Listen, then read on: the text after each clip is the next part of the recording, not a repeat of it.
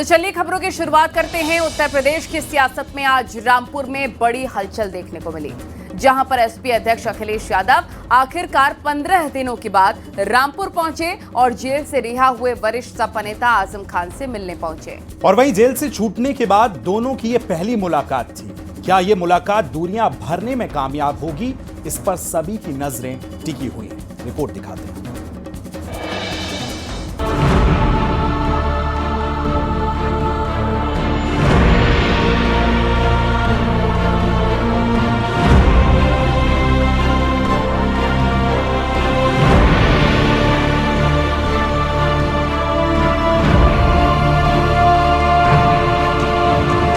रामपुर में आजम और अखिलेश की मुलाकात की ये तस्वीरें देखिए। आखिरकार 23 महीने बाद ये मुलाकात संभव हो पाई। जेल से छूटने के वक्त भी अखिलेश यादव सीतापुर नहीं पहुंचे थे और आजम खान के जेल से छूटने के 15 दिन बाद अखिलेश यादव रामपुर पहुंचे। मिलने में आया हूँ और मैं जेल मिलने नहीं पहुंच पाया था। मैं आज अभी आपसे बैठ कर के स्वास्थ्य को लेकर के और उनका हालचाल ले रहा हूँ। जहां जौहर यूनिवर्सिटी में आजम खान ने अखिलेश यादव को गर्मजोशी के साथ रिसीव किया। आजम ने अखिलेश को गले लगाया और फिर दोनों नेता एक ही कार में सवार होकर आजम के घर पहुंचे।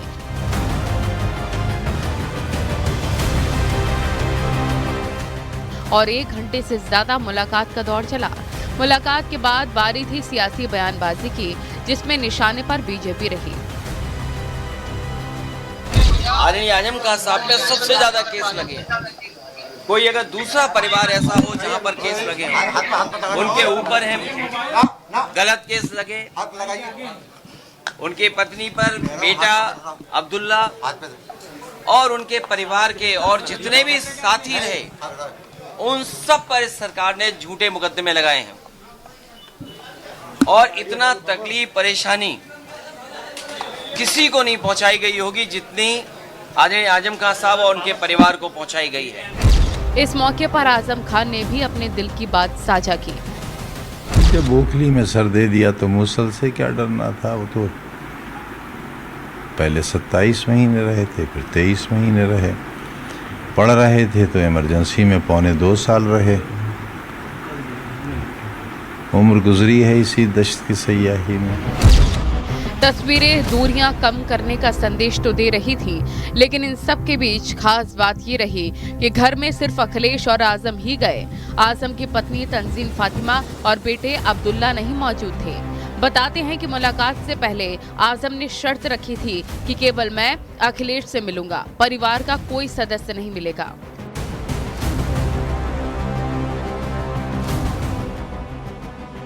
माना जा रहा है कि आजम खान कुछ मुद्दों पर अखिलेश से नाराज हैं। जेल से रिहा होने के वक्त अखिलेश उन्हें रिसीव करने नहीं पहुंचे थे। तब आजम ने कहा था, हम कोई बड़े नेता नहीं हैं, अगर बड़े नेता होते तो बड़ा नेता लेने आता। और इस बार भी नाराजगी साफ दिखी। रामपुर सांसद मोहिबुल्लाह नदवी को अखिलेश ने बरेली में ही छोड़ दिया। आजम ने मंगलवार को साफ कहा, मैं सिर्फ अखिलेश से मिलूंगा, किसी और से नहीं। रामपुर सांसद से वाकिफ नहीं हूँ, कभी मुलाकात नहीं हुई। ये मुलाकात 2027 विधानसभा चुनाव से पहले सपा के लिए काफी अहम है। जानकारों का मानना है कि अखिलेश का पश्चिमी उत्तर प्रदेश में मुस्लिम वोट बैंक मजबूत करने के लिए आजम का साथ जरूरी है। ये मुलाकात सपा के मूल MY समीकरण को मजबूत करने की कोशिश है और अगर नाराजगी बनी रही तो पार्टी को काफी नुकसान हो सकता है। रामपुर की ये मुलाकात यूपी की सियासत को नई दिशा दे सकती है। सवाल ये है कि क्या अखिलेश आजम की नाराजगी पूरी तरीके से दूर कर पाएंगे या ये मुलाकात सिर्फ दिखावा साबित होगी। इसके लिए थोड़ा इंतजार करना होगा। Bureau report news 18। तो अखिलेश यादव के रामपुर जाकर आजम खान से मुलाकात पर अब एनडीए के नेताओं ने तंज कसते हुए निशाना साधा। वहीं एसपी ने तीखा पलटवार भी किया और कहा कि बीजेपी को पीड़ा क्यों हो रही है। सुनवाते हैं आपको। अखिलेश जी ने रामपुर में माननीय आजम खान जी के दरवाजे पर जो जाकर के नाक रगड़ने का काम किया है, इससे साफ जाहिर होता है कि 23 महीने जेल में न मिलने के कारण अब उनको ये दर्द सता रहा है कि कहीं आजम खान जी और शिवपाल जी मिलकर के दोनों कोई नया खेल न कर दें, नहीं तो शोले फिल्म वाला डायलॉग है गब्बर सिंह ने बोला था कि तेरा क्या होगा कालिया, तो आजम खां जी कहीं वही न बोल दें कि तेरा क्या होगा अखिलेश। इससे बीजेपी को पीड़ा क्यों हो रही है? बीजेपी की बौखलाहट ही हमारी कामयाबी का उदाहरण है। अखिलेश यादव जी को 23 महीने तक आजम खां जी की याद नहीं आई। मैं कहना चाहता हूं कि जब वो परेशानी में थे तब तो उनको याद नहीं आई उनकी। वो लगातार बात करते थे कि हमारी पत्नी ईद में तन्हाई में रहीं और किसी का फोन तक नहीं आया। और इस बीच एक बड़ी खबर कानपुर से आपको बता दें, मेस्टन रोड पर जबरदस्त विस्फोट हो गया है। धमाके में 4 से 5 लोग घायल हो गए हैं, 2 की हालत गंभीर है। सड़क किनारे स्कूटी में ये ब्लास्ट हुआ था, ऐसा दावा किया जा रहा है। वहीं आपको बताएं, पुलिस और फॉरेंसिक टीम भी अब जांच में लग गई हैं। सभी इस समय मौके पर मौजूद हैं और अभी तक धमाके की वजह स्पष्ट नहीं हो पाई। मूलगंज थाना क्षेत्र की ये पूरी घटना बता रहे हैं और तस्वीरें जो हैं वो भी आपको दिखा रहे हैं किस तरह से। देखिए, दमकल की तमाम गाड़ियां वहां पर मौजूद हैं। पहली प्राथमिकता है कि वजह स्पष्ट की जाए, जो लोग इसमें प्रभावित हुए हैं उन लोगों को सबसे पहले अस्पताल तक पहुंचाया जा सके। धमाके की वजह अभी तक हालांकि क्लियर नहीं हुई है। देखिए, जो जगह है ये मूलगंज थाना के अंतर्गत आती है, मिश्री बाजार नाम का एरिया। यहाँ पर छोटे खिलौनों की दुकान है। यहाँ पर 2 स्कूटी खड़ी थी, जो स्कूटी के नंबर भी हैं, उसमें ब्लास्ट हुआ है। करीब 7:15 बजे की घटना है। हम सब मौके पे आए, हमारी फॉरेंसिक टीम भी आई है। वो यहाँ जरूरी आवश्यक सबूत इकट्ठा कर रही है। करीब 6 लोग इसमें इंजर्ड हुए हैं, जिसमें एक महिला भी है। उनको उर्सुला में भर्ती कराया गया। फिलहाल कोई अभी क्रिटिकल नहीं है, सभी खतरे के बाहर हैं, उनका इलाज किया जा रहा है। सर, कितने लोग घायल इसमें तक? 6 लोग, जैसा कि मैंने बताया, उसमें एक महिला भी है। संदिग्ध विस्फोट बताया जा रहा है कुछ? हाँ, अभी हम लोग, it is very early to say anything. अभी हमको पड़ताल करनी पड़ेगी। हमारी फॉरेंसिक टीम आई हुई है और हम देख रहे हैं कि इसका कोई क्या स्थानीय कारण हो सकता है, और जैसे ही मिलेगा हम अपडेट कर देंगे। दुकान में कोई इफेक्ट आया? कोई दुकान देखिए आप लोग ने? नहीं, दुकान में तो ये देखा कि यहाँ जो ब्लास्ट हुआ है उसका इफेक्ट अंदर है, फॉल सीलिंग वगैरह टूटी है, लेकिन कोई फैटेलिटी नहीं है। और हमारे जैसा कि हमने बताया कि हमारी फॉरेंसिक टीम आ गई है मौके, वो रेजिड्यूज को चेक कर रही है कि उसमें कोई एक्सप्लोजिव है, कि बैटरी फटने की वजह से हुआ है, कि कुछ और। ये सारी चीज़ें जैसी क्लियर होगी स्थिति आपको ब्रीफ कर दिया जाएगा। सर, 2 स्कूटी में ऐसे विस्फोट मिले हैं, उसका संदिग्ध स्कूटी के नंबर मिले हैं और स्कूटी को हम लोगों ने ट्रेस कर लिया है। जो उसके वादी है, उनसे, जो उसके चलाने वाले हैं, उनसे भी अभी हम लोग पड़ताल कर लेंगे और चेक कर लेंगे आगे पीछे कोई ऐसा तो उनका नहीं है, उसका कोई रोल तो नहीं है, क्योंकि प्योरली एक्सीडेंट है कि कोई साजिश है, ये बाद में ही पता चल पाएगा। Thank you. तो ये बड़ी खबर आपको हम बता रहे हैं, तस्वीरें भी आप देख सकते हैं। मेस्टन रोड पर ये ब्लास्ट हुआ था और ये स्कूटी की तस्वीरें और ब्लास्ट के बाद की तस्वीरें भी आप 2 तस्वीरों में एक्सक्लूसिवली देख रहे हैं। 4 से 5 लोग घायल हो गए हैं, 2 की जो कंडीशन है काफ़ी ज़्यादा सीरियस है, 2 गंभीर रूप से घायल हैं। सड़क किनारे स्कूटी में अचानक से ब्लास्ट हुआ, कैसे ब्लास्ट हुआ, किसकी स्कूटी थी, ये तमाम ऐसी चीज़ें हैं जो जांच का विषय हैं। अभी इसके बारे में पता लगाया जा रहा है। ओम बाबू कानपुर से हमारे सहयोगी ज़्यादा जानकारी देंगे। अभी फिलहाल ओम बाबू, कैसी स्थिति है वहाँ पर, और जो लोग गंभीर रूप से घायल हैं उनकी क्या हालत है? जी, मैं आपको बताऊं कि 2 गंभीर रूप से जो घायल व्यक्ति हैं उन्हें आईसीयू में रखा गया है। बाकी का प्राथमिक उपचार चल रहा है। पुलिस कमिश्नर, जिन्होंने कल ही चार्ज लिया था, रघुवीर लाल भी मौके पर पहुंचे हैं और उन्होंने एक बाइट दी है, जिसका बयान दिया है। उन्होंने कहा है कि प्रथम दृष्टया जो नजर आ रहा है तो ये स्कूटी में ब्लास्ट है। तो अब जांच के फॉरेंसिक टीम लगातार जांच कर रही है कि ये जांच कि क्या स्कूटी में विस्फोटक रखा हुआ था। तो उन्होंने लेकिन इस बात को स्वीकार किया है कि स्कूटी में ही ब्लास्ट हुआ है, लेकिन पूरी जांच के बाद ही इस मसले में निष्कर्ष में पहुंचा जाएगा कि मेस्टन रोड में स्कूटियां खड़ी थी, क्यों खड़ी थी, किस उद्देश्य से खड़ी थी। तो फॉरेंसिक टीम इसकी जांच कर रही है। फिलहाल आला अधिकारियों ने स्थिति को सामान्य करने के प्रयास शुरू कर दिए। ठीक है ओम बाबू, लौट रहे हैं आपके पास। सहयोगी ऋषभ मणि भी ज्यादा जानकारी के साथ जुड़े। ऋषभ मणि, मेस्टन रोड जो है वो पूरा रिहायशी इलाका है, आसपास लोगों की आवाजाही बहुत रहती है और ये धमाका, तस्वीरें उसके बाद की जो निकल कर आई है दिखाती है कि किस तरह से विस्फोट हुआ है। क्या अभी कोई और बातचीत हो पाई है, कारण को लेकर क्या वजह रही है? देखिए, जो एक एसओपी निर्धारित है, उस एसओपी के तहत यूपी एटीएस की टीम को मौके के लिए रवाना कर दिया गया है। ये भी कहा गया है कि जो भी वहां से विस्फोटक मिला हुआ है उसकी फॉरेंसिक जांच कराई जाए। जो बम डिटेक्शन एंड डिस्पोजल स्क्वाड है वो भी वहां मौके पर मौजूद है, ये देखने की कोशिश कर रहा है कि कहीं आसपास कुछ और ऐसा कोई विस्फोटक पदार्थ तो नहीं रखा है। क्योंकि शुरुआती जांच में एक बात बिल्कुल साफ हो गई है कि 2 स्कूटी की डिक्की में कुछ भी रखा था जिसकी वजह से ब्लास्ट हुआ है। क्या वो पटाखे थे या कोई और विस्फोटक था? क्या ये कोई दुर्घटना थी या किसी साजिश की आशंका भी जताई जा रही है? ऐसे तमाम सवाल हैं जिसके जवाब अभी कानपुर पुलिस को तलाशने हैं। पुलिस कमिश्नर, उन्होंने कल ही चार्ज लिया है, वो मौके पर पहुंचे और उन्होंने भी ये बात एक्सेप्ट की है कि 2 स्कूटी में ये विस्फोट हुआ है। 7-8 लोग इसमें घायल हैं, जिसमें 2 लोगों की हालत गंभीर बताई जा रही है, बाकी सबको नॉर्मल चोट है। डीजीपी की ओर से भी निर्देश दिए गए हैं कि विस्फोटक जो मौके से मिला है उसकी फॉरेंसिक जांच करा ली जाए। एसओपी के तहत यूपी एटीएस की टीम भी मौके पर रवाना हो रही है, वो अपने नजरिए से तमाम चीजों को खंगालेगी। मिश्री बाजार का जो इलाका है वो मिश्रित आबादी वाला है, वहां पर तमाम चीजों की थोक मार्केट है जिसमें पटाखे भी शामिल हैं। आसपास के इलाके में वहाँ पटाखा भी बेचा जाता है। बिल्कुल ऋषभ मणि, जैसा आप ये बता रहे हैं कि हो सकता है अवैध पटाखा भी हो उसमें या फिर साजिशन भी उसमें विस्फोटक डाला गया होगा, ये हर एंगल से जांच पड़ताल अभी की जाएगी आने वाले वक्त में। कितनी टीमें इसके लिए लगा दी गई हैं? और जैसा कि रिहायशी इलाका है तो वहाँ के सीसीटीवी फुटेज भी खंगाले जा रहे होंगे? जी बिल्कुल, देखिए अभी सबसे पहले उस स्कूटी को कब्जे में लेने का आदेश दिया गया है कि स्कूटी को कब्जे में ले लिया जाए, उसके नंबर, रजिस्ट्रेशन नंबर से उसके मालिक की जांच पड़ताल की जाएगी। जैसे ही मालिक की शिनाख्त हो जाती है तो ये बात आगे बढ़ाई जाएगी कि आखिरकार किस वजह से वो इस इलाके में आया था, किसी खरीदारी करने के लिए आया था या कोई और वजह भी हो सकती है। ऐसे तमाम जो सवाल हैं उसके जवाब तलाशे जा रहे हैं। बिल्कुल ऋषभ मणि और ओम बाबू दोनों आप नजर बना के रखिएगा, अपडेट्स लेते रहेंगे। फिलहाल बहुत शुक्रिया जानकारी के लिए।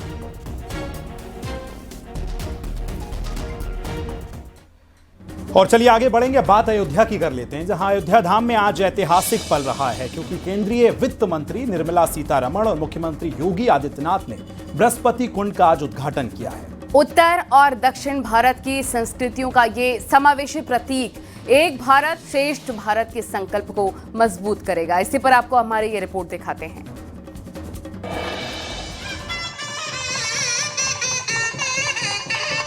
अयोध्या में प्राचीन बृहस्पति कुंड के उद्घाटन की ये तस्वीरें ऐतिहासिक पल की गवाह हैं। देवताओं के गुरु बृहस्पति के नाम पर बना ये कुंड दक्षिण भारतीय भक्तों के लिए विशेष आकर्षण का केंद्र बनेगा। वित्त मंत्री निर्मला सीतारमण और सीएम योगी ने दक्षिण के 3 महान भक्त संगीतज्ञों संत त्यागराज स्वामीगल, पुरंदरदास और अरुणाचल कवि की भव्य प्रतिमाओं का अनावरण किया। हमें उन पूज्य संतों के प्रति कृतज्ञता ज्ञापित करने और नमन करने का अवसर प्राप्त हुआ है। ये प्रतिमाएं भारतीय शास्त्रीय संगीत में भक्ति का प्रतीक है।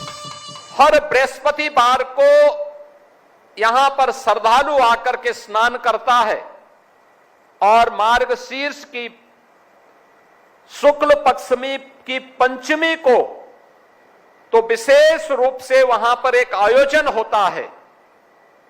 आप याद करिए किन पूज्य संतों के दर्शन बृहस्पति कुंड के साथ ही प्रतिवर्ष अयोध्या आने वाले कोटि कोटि श्रद्धालु जनों को भी अब करने का अवसर प्राप्त होगा।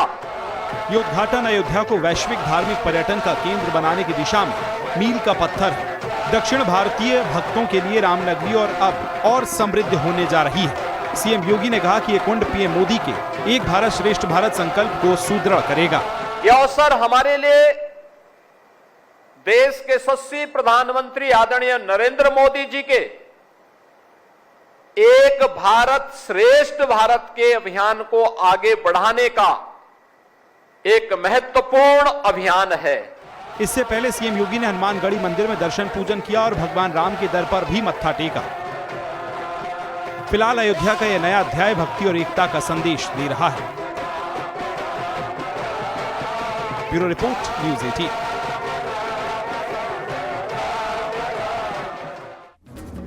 करवा चौथ का त्योहार नजदीक आते ही उत्तर प्रदेश में सियासी रंग चढ़ गया है।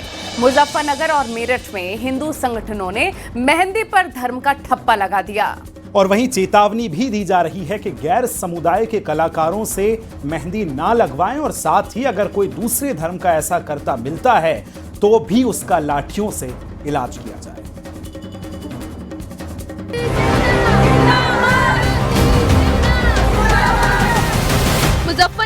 करवा चौथ से ठीक पहले हिंदू संगठन की महिलाओं ने लाठियों का पूजन किया। क्रांति सेना की महिला मोर्चा ने चेतावनी जारी की और कहा कि हिंदू महिलाएं गैर धर्म के युवकों से मेहंदी ना लगवाएं।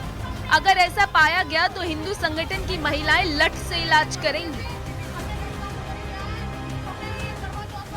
लठ पूजन हमने इसलिए किया है कि देखिए कुछ जिहादी लड़के लव जिहाद का वो फैला रहे हैं। वहाँ पर हमारे जो कैंप लग रहे हैं वहाँ पर जो है कुछ मुस्लिम समुदाय के लड़के हमारी हिंदू महिलाओं को मेहंदी लगाते हैं, लव जिहाद फैलाते हैं। लव जिहाद को खत्म करने के लिए हमने ये लठ पूजन किया है कि अगर हमें कोई भी वहाँ पर मौके पर ऐसा कोई मिल गया गैर समुदाय का लड़का, हम उसका वहीं लठों से इलाज कर देंगे। हिंदू महिलाओं की हिंदू ही मेहंदी लगा सकते हैं। संगठन का कहना है कि मुस्लिम युवक मेहंदी लगाने के बहाने लव जिहाद फैला रहे हैं। जिले भर में मेहंदी स्टॉल पर पहचान अभियान चलेगा। चेतावनी के साथ ही संगठनों ने 13 जगहों पर मेहंदी कैंप लगा दिए। यहाँ सिर्फ हिंदू युवतियाँ मेहंदी लगाएंगी। आधार कार्ड चेक कर ही काम करने की शर्त है। पहले भी इन्होंने लव जिहाद फैलाया है कि अपना जो है हाथ में कलावा बांध के, अपना जो है तिलक लगा के अपने आप को हिंदू बताते हैं। इस बार हमने आईडी वगैरह चेक भी करेंगे उनकी, ताकि हमें पता चल जाए कि ये मुस्लिम समुदाय का लड़का है और हमारे महिलाओं के साथ ये मेहंदी लगाने के बहाने से ये जो है लव जिहाद फैलाते हैं। मेरठ में भी करवा चौथ में मेहंदी पर मुस्लिम दखल पर नाराजगी है। सेवा भारती ने त्योहार से पहले मेहंदी कैंप लगा दिए। महिलाओं का कहना है कि हाथ पकड़ने का बहाना लव जिहाद का रास्ता खोलता है। जब त्योहार हमारा है और तो फिर आप लोग जब हमारे हिंदू कल्चर से नफरत करते हैं, आप होली पे रंग नहीं लगा सकते, आप दिवाली नहीं मना सकते, आप जय श्री राम नहीं बोल सकते, और उसके बाद आप हमारे सारे त्योहारों में सक्रिय हो जाते हो अर्निंग के लिए। करवा चौथ से आपका क्या मतलब है? आप हमारे करवा चौथ पे सक्रिय हो गए, अर्निंग कर रहे हो और लव जिहाद कर रहे हो। करवा चौथ 10 अक्टूबर को है और करवा चौथ पर मेहंदी का ये विवाद साफ दिखा रहा है कि त्योहारों पर भी सांप्रदायिक रंग चढ़ रहा है। हिंदू संगठन इसे सुरक्षा का नाम दे रहे हैं, लेकिन विपक्ष इसे नफरत फैलाने का आरोप लगा रहा है। Bureau report, news 18। अब यूपी की सियासत में एक टोटका बड़ा मशहूर है कि जो पार्टी ज्यादा खासतौर पे आरक्षित सीटों की अगर हम बात करें उसकी तरफ आगे बढ़ती है तो फिर सियासत बदलती नजर आती है। और इन्हीं सियासत को बदलने में सियासी टोटका किस तरह से रचा जा रहा है वो आपको इस रिपोर्ट के जरिए दिखाते हैं।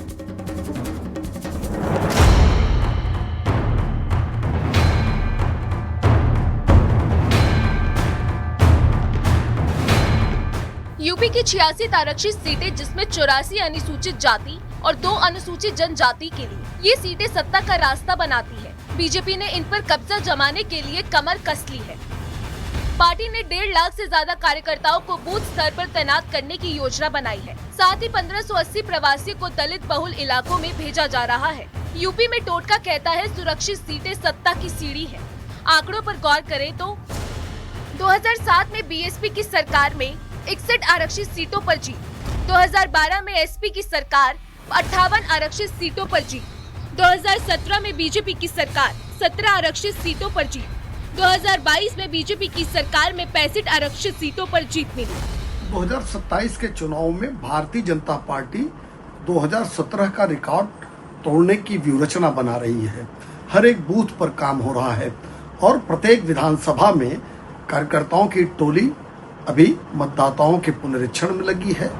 वहीं एसपी, बीएसपी और कांग्रेस भी दलित वोटरों को लुभाने में कोई कसर नहीं छोड़ रही। लेकिन बीजेपी की रणनीति है दलितों के लिए आवास, शिक्षा और रोजगार पर जोर। 1.5 लाख कार्यकर्ता बूथ स्तर पर वोटर लिस्ट तैयार कर रहे हैं। जानकारों का मानना है कि बूथ स्तर की मेहनत बीजेपी को बढ़त दे सकती है। राजनीतिक दलों में भारतीय जनता पार्टी एक संगठनात्मक पार्टी है। छोटे बड़े सभी चुनाव को बहुत संजीदगी से, बहुत गंभीरता से लड़ती है, सारे कार्यकर्ताओं को लगाती है। ऐसे में टोटका भारतीय जनता पार्टी के लिए मुद्दा नहीं है, विकास बड़ा मुद्दा है। टोटका के बल पे वो काम कम कर रहे हैं और विकास के बल पे वो काम ज्यादा कर रहे हैं। बीजेपी की ये रणनीति 2024 लोकसभा चुनाव में मिली चुनौती के बाद और मजबूत हुई है, जहां दलित वोट कुछ हद तक शिफ्ट हुए हैं। सवाल ये है कि क्या 2027 में ये टोटका फिर कामयाब होगा? ये देखने वाली बात होगी। इस बार भारतीय जनता पार्टी की कोशिश है कि ज़्यादा से ज़्यादा आरक्षित सीटें जीती जाएं और इनके लिए भारतीय जनता पार्टी ने स्पेशल प्लानिंग की है, यानी कि विशेष रणनीति बनाई है। कैमरामैन गोपीगिरी के साथ संकेत मिश्रा, न्यूज़ 18 लखनऊ।